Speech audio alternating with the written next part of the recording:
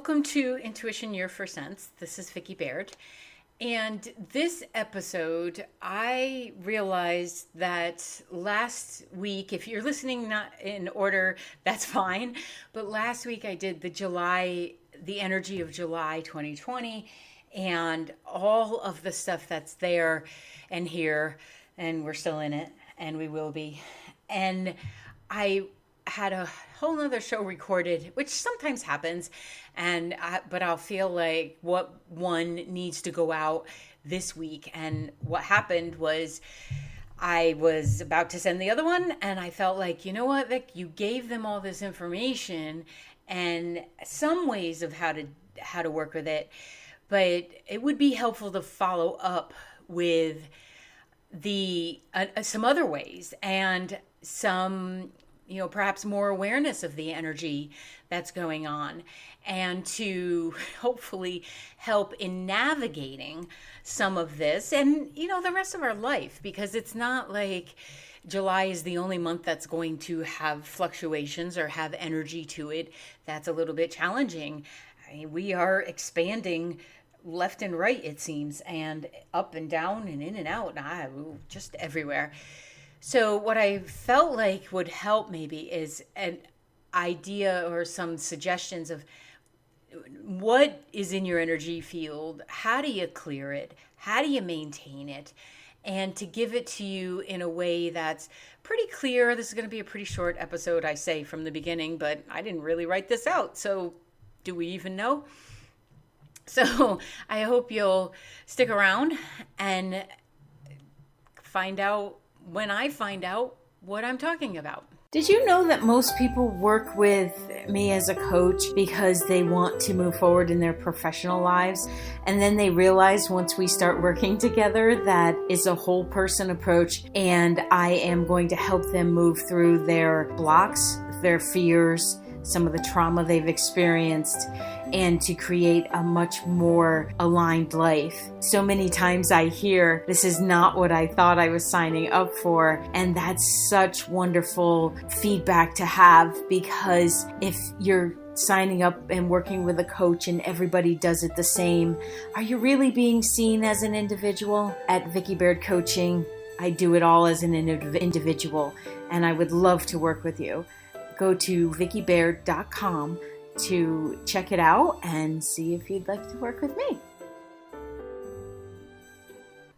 Okay, so thank you for sticking around through the requisite ads and all that. The energy field that you have around you is your soul level vibration. It is who you are. It is comprised of who you are when you're non-physical as well. So when you croak, when I croak, when everybody croaks, we are in that non-physical place. And that non-physical energy still vibrates with a frequency. So even though you may not be, a head, trunk, legs, and a booty, you're still energy, pure positive energy even. And that energy field is with you when you're physical. So some call it the aura, some it's the energy field, some, so many different names to it, which it all boils down to one thing, and that's the eternal part of you. Now, it's also so stinking absorbent. It's like Bounty paper towels, the quilted version. So this field of yours is amazing, and it's part of what inspired you to come through and do another physical life. And thank you for that. We appreciate you being here. And it's also, when we're in the physical, it's our first sense, right? It's the intuition part of us. It's the satellite dish that's picking up so many signals across the board, whether somebody is sitting in front of you or not, they're sending a signal, your field is receiving it. So we're not often taught about this, and at least I wasn't, and to learn that a lot of my allergies or even my stress level was the result of picking up other people's energy through my field was life changing for me. And I hope some information for you and maybe a reminder. Most of you may know about this. If not, oh, so much fun to be aware of it, because when you learn that, okay, so I have this field that's outside of me that contributes to all of me and that is giving me information all the time, that is feeling things all the time, that is even helping to create the life that I would like to live, that I've dreamed of, that I may not have spoken out loud, but my field knows me so well that some of it is vibrating in there. Now that I know about this, like, what do I do with it? The first thing I feel is to take care of it. And I often, you've heard me say, if you've listened to shows before, that I ask Archangel Michael to surround me with white light, to help me to be of sound mind, body, and heart. I ask that the energy that I am emitting be one of a high frequency. And I ask that my field be impenetrable to that which is not of my highest interest. So that doesn't necessarily mean, ooga booga or anything. It doesn't necessarily mean bad juju or that kind of stuff. What it could be, somebody else is walking around with an illness and they're vibrating that energy, not necessarily to slime you, but because you have an empathic sense, you pick up on it. That would not be in our highest intention. So when I say impenetrable, easy for me to say, huh? I'm not going to the drama side. A lot of the times you'll read to do energy of protection. I just don't believe in that, because I believe the energy that you put out is what you attract and what you receive back. So if I'm putting out the intention that, oh my goodness, I need a layer of protection around me because the world is just so crazy, or I can't stand, Uncle Stewie's energy, then you're actually contributing to the frequency that you can't stand. So if you take it from a perspective of, all right, I'm respecting my energy field, other people's energy, and what I am contributing out into the world, then you can have it be a perspective of, I so value my frequency that I would like it to remain in the highest state it's possible. It fluctuates. Your energy field fluctuates every moment. So absolutely get the aura picture, the Kirlian photography. Go for it. It's a lot of fun. I've done it a couple times in my life. Just know that the energy field is changing constantly, and it is receiving information, it's giving information, and that affects it. So I feel like if we focus, each one of us intentionally, on our frequency, and that means how you want to feel, how do you want to communicate, who do you want to be in the world, what do your relationships look like? I feel like when we focus on that, we naturally raise our energy. So and then it acts as a bit of a ringing out, if you will. So this stuff that gets stuck in there and that gets swiffered to you by virtue of being part of this world, the ringing effect is helping to clean out your energy. It's helping you to be the only one in your field. So we can invite people in. When I'm doing a session, for instance, when I'm working with someone, I do need to be able to see their field. I don't need to be in it. I don't have to play around in there. I simply have to be able to observe the field. And I think it's important for us to start being more aware and selective about what is in our energy field, just like we hopefully are selective about our partners or the friends we have or the family members we choose to engage with. Because the field itself will also contribute to your physical health. So there's a benefit to making sure that your vibrational bubble is of a good offering, either through making sure that your body is moving, that you're getting exercise, that you're drinking water, that you're laughing, that you're engaging in work that you like, that you're appreciating nature, or you're connecting with the eternal part of yourself through meditation or through spiritual work, through learning who you are.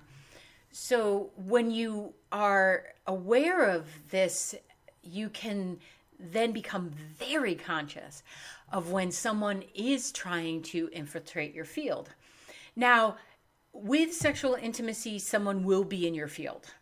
There is a merging of the field. And of course, if you're carrying a child, it's not only in your field, it's in your belly. So those are, some of the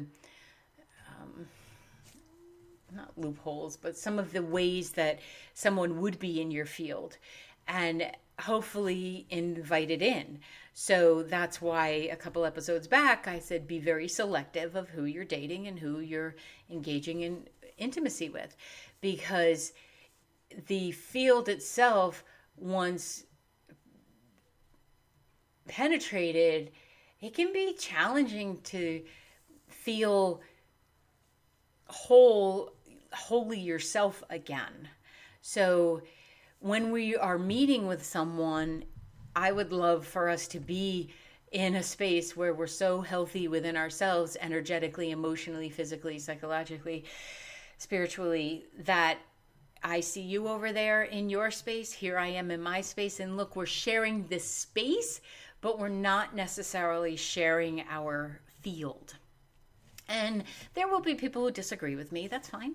I love a good dialogue, and there have been some energy practitioners who have said, let me get in and clean up your energy field. And I'll say to them, no, you're not getting in there to clean up my energy field. I'm in charge of that.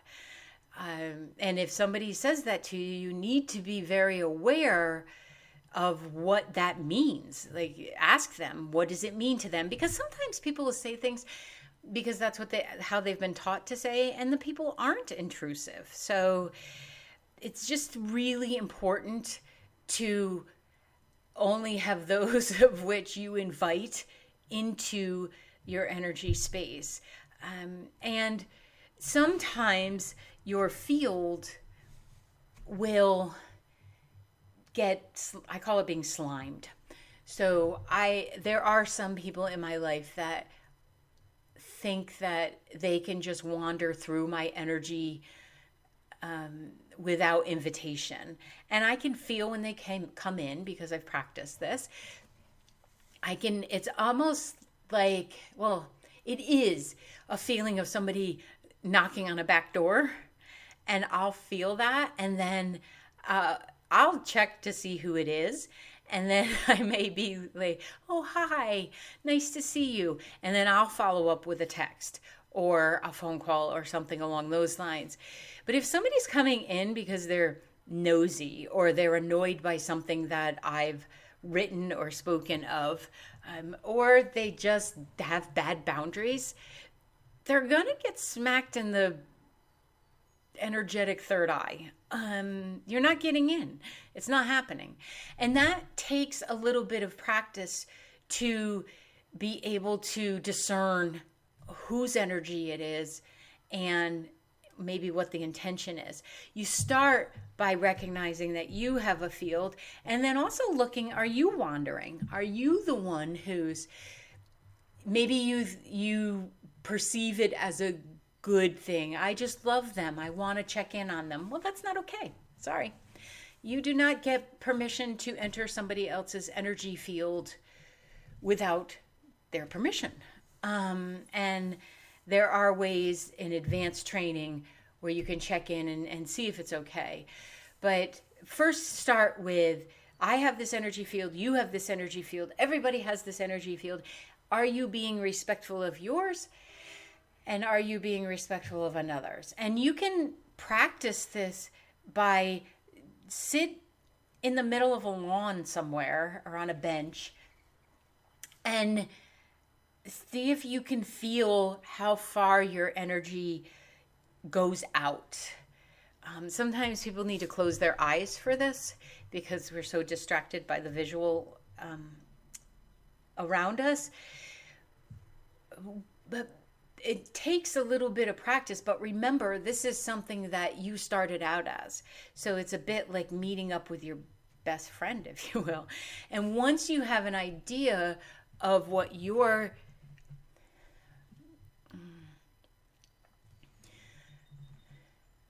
space of vibration is, maybe your median space, what it feels like to be neutral, then you can start practice raising it. So what gets in?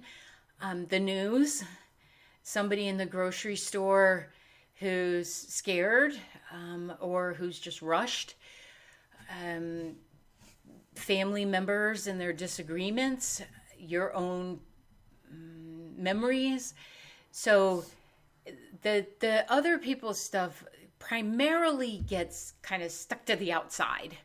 And that's where asking for Archangel Michael to surround you with white light, sometimes I will ask for, and I envision like olive oil being on the outside of my energy field. So those who aren't asking permission, or if I didn't pick up on it and, I just got somebody else's gunk, just slides right off and I don't really have to pay too much attention to it.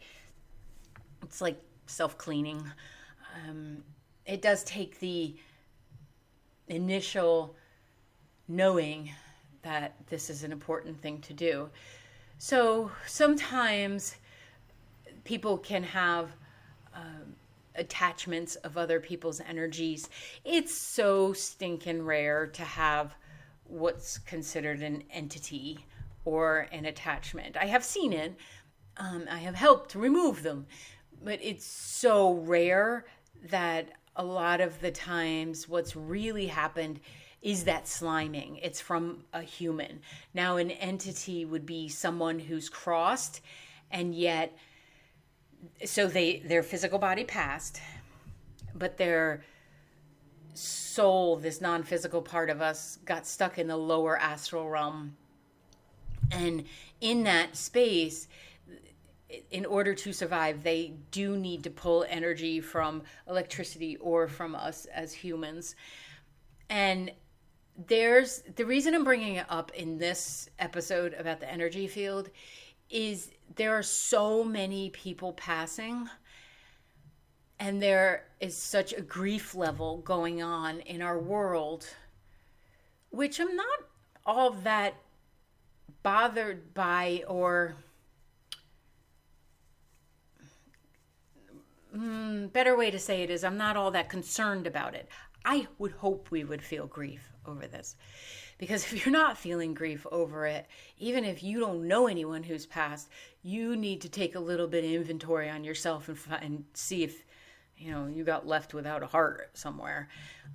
Do that check-in. Or are you protecting your heart because you just don't want to feel it? Fine. But you can't, it's not in your best interest to avoid it either.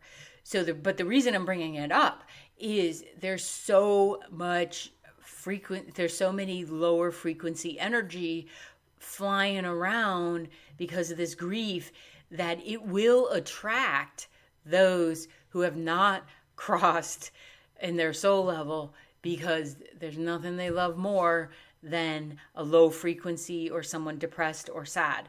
So on one hand, yes, I'm asking you to grieve. On the other hand, and saying that that is so completely normal. And on the other hand, I'm saying be conscious of your frequency and don't sit in that grief. Don't stay in it, but recognize it. And this is why we need to do a check-in on our energy field and learn about it. It'll just help you in the next lifetime if you do it in this one. So what else can get in is the emotional baggage of other people. So if other people are feeling stressed and annoyed or any frequency of that can get into. Now, luckily, our energy field can also feel joy. It can raise in vibration because we're feeling laughter. We're engaging in laughter or something that is endearing can raise the vibration. So often on my personal Facebook page, I share songs or things that move me. Like if they move me, I'm sharing it because that's a way to raise the frequency too. And when your field gets inundated with other people's stuff, it creates static in there, and it makes it kind of like you're between two radio stations and you can't really tune in to the station, which is you, and messages that you'd like to receive. So one of the reasons to clear out and have a daily practice of what is my field and what's in my field is so that you can have some clarity, so that you can focus. A lot of the times people will come into coaching and just say, I have terrible attention deficit. And when I look at their energy field, I'm like, no, you have a double-decker city bus of other people's stuff. And once we clear that out, maybe you'll be able to hear your head. There are times where I'm not the most proficient in releasing my day. After each session, I do remove cords and I do ask for the highest intention for the next session. But sometimes I forget. And especially the last one of the day, I'm likely to go into, domestic side of my head, the 3 feet I have to walk from my desk to my living room. And I'm likely to forget. And then later on, I'll feel kind of sluggish and not sure why. And then it'll occur to me, oh, I totally forgot to clear off after the last one. So it can create a numbness. Like people will say, I just can't feel. I don't feel anything. I feel numb. And again, oftentimes that is because their field is so permeated with other people's concerns, worries, junk, conflicts, that I really believe that our neurosystem says tilt. I'll get through my day, but I'm not going to feel anything, because sometimes that also, the idea that if I open up everything, I'm going to feel everything. So the everyday process is helpful. It's like not waiting. You don't go out and run a marathon. You start with a walk, perhaps. Maybe do a mile, then maybe a 5K. You work your way up to it. And that's what this energy practice can be like. You simply become, maybe one day, oh, I have one? Okay. And the next day is, how do I take care of it again? Oh, yeah. And then you just become more and more conscious to it. And then you don't have to hand over your own joy of life because you've become numb, because you can't take anything else in. Or you're not so overwhelmed because you're taking things in. Kids very often will respond immediately to a shift in the energy field. And a lot of the times if they're having a meltdown, it's because they've reached tilt in their energy field. So, and sometimes when people say, I'm frozen, I'm stuck, I can't move forward, I not sure what to do here. Of course, it's my job to help with that. It's also, I feel like, my responsibility to say, let me show you how to help you with your energy field, because you're the one who's going to be walking around in it, and we need to get you on a daily cleansing process. So there's so much changing right now. There's always change. Change is always happening. What I'm feeling lately is we so want the old. We want the structure of old. And I feel like a lot of the stuff that's going on around the schools, it's just overwhelming what they have to deal with and what parents and everything are dealing with right now. However, I feel like there's an aspect of our own energy field that's freaking out a little bit because it's used to this back to school thing that we've entered into it every August, September. So there's a pattern that's been established, and the pattern is changing. And I don't think it's all the brainwave that's having a hard time with it, or the emotional state that's having a hard time with it. I feel like people's energy fields are short-circuiting a little bit, because going back to school meant structure. Even if you don't have kids, when you walk in the store and you see that set up, it meant something. It meant, and it was a stamp in time that somewhere in your memory bank, in your energy field was, oh yeah, that's right, this makes sense, we go back to school. So we're missing that now. And so it's not only the kids who are going through it, or the teachers or the administration and the parents, it's the rest of us too, who don't have to get a kid ready for whatever's going to happen this year for them. But we do have to maybe be aware that we are reacting as well. And that is something that, when you are in touch with the emotion and stuff that happens in your non-physical body, you can then say, oh, that's what I'm feeling. Oh, that makes sense. Okay. How do I don't want to admit that. So how do I shift my own frequency so that I am learning to go with the flow, that I have some structure in my own day? So this stuff takes practice, and it's not always readily available. Sometimes I walk around going, what is going on, Victoria? What is out of sync? And it might take me a couple days to figure it out. So that's why I share these things with you. I feel like if I'm transparent to what my process is, sometimes it will help you to not have to work so hard. And that would be wonderful. So be aware right now that, are you feeding some of the fear around this because your own system is looking for that structure, and it just wants some kind of reassurance because you maybe don't want to be the adult right now? So it's important to acknowledge to our brain and to our emotional self that it's okay to be scared. And I hear you, and you want structure. Let me create structure. I'm going to go for a walk every morning, or I'm going to read for half an hour every day, and that's my school thing. Maybe you order yourself up some fancy pens and some notebooks, and you allow yourself to feel that the processes that you were in are still happening. You're not lying to yourself. You're meeting yourself halfway with, I absolutely do want structure, and maybe you write about this for 10 minutes every day. Okay. A lot of this is knowing where you are in life, proprioception, right? Where am I in my universe? And how am I interacting with it, and how am I best contributing to it? So there are ways that will help you clear the energy, and it will, by clearing your field, it will help that intense desire for old while helping to create for now. And I don't even want to say for new, because it's always now that we're in.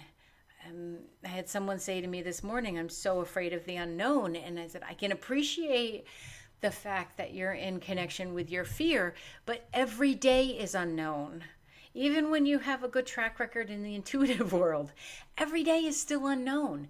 And if you get good with that, I promise you the rest of this stuff turns down a little bit. There'll still be some concern, there'll still be worry, there'll still be fear. Of course there is. We're human. So clearing this energy field, think of it as housekeeping, again, will help that intense desire for the old and allow you to be in the now. So one of the ways is that white light that I talked about. Always moving the body. Moving your body will always clear energy. Intimacy will clear that energy field. Just be selective. Smudging, a sage stick. If you people are not saging your homes at least every 2 weeks during heightened times, you are missing an opportunity to bring peace to the homestead. So especially if you're the only one who lives there, because it's your energy that's bouncing around off the walls. So you want to clear that out. Make sure you open the doors. Don't worry about doing it wrong. Just light the smudge stick, the sage stick, walk around, make sure windows and doors are open, allow the energy to go out, and allow it to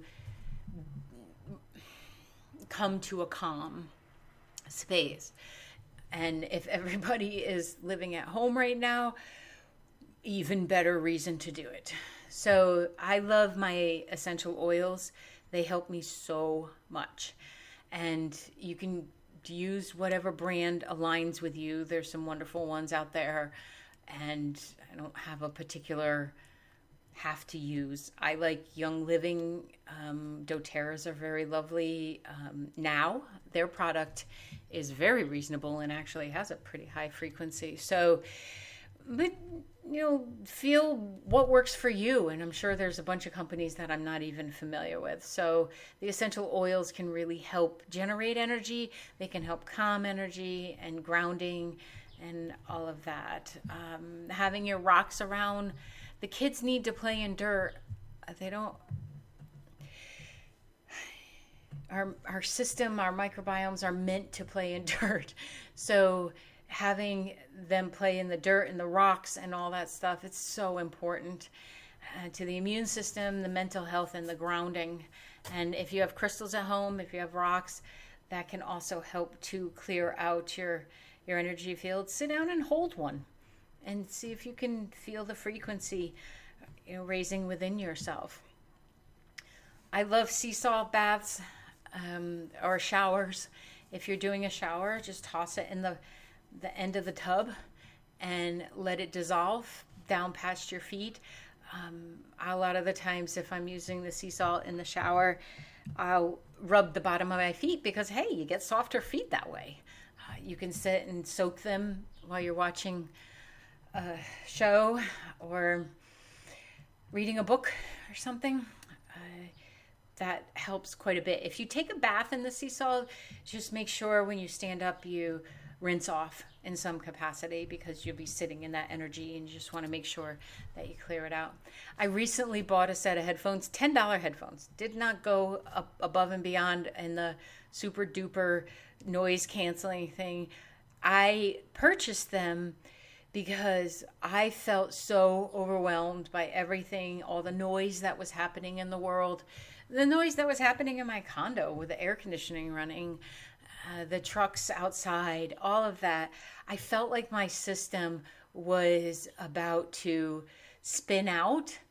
And then, after clearing my energy field, my body still felt, and after working out, I still felt like I was going to burst. And I hadn't even had coffee that day yet. So it's a matter of knowing where your sense of self is, where your frequency is. That helps to prevent the spinning out and the spiraling.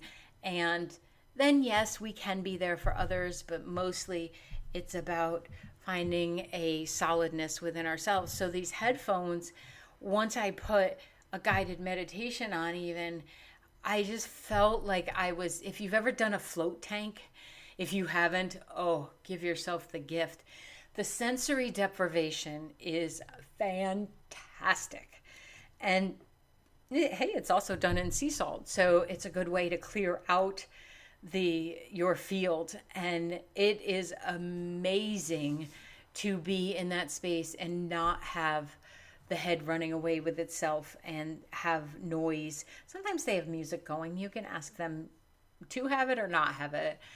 It can be difficult for some people if you go from a very busy head to no noise. So look at your surroundings and see is it completely overwhelming to you? Do you need to declutter? Because if there's a lot of clutter in your environment, it will also add to the energy field feeling like it's going to short circuit. So